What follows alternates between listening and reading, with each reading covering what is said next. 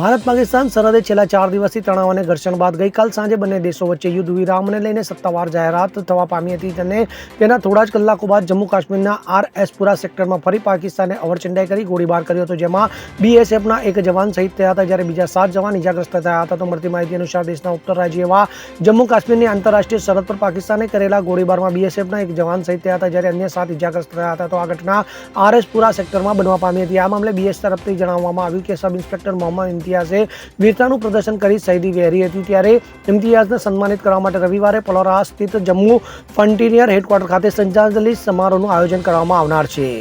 Bureau report CN24 news. હવે જુઓ દેશ દુનિયાની તમામ ખબરો તમારી આંગળીના ટેરવે. ઉઠાવો મોબાઈલ અને Google Play Store પરથી ડાઉનલોડ કરો અમારી CN24 ન્યૂઝ મોબાઈલ એપ.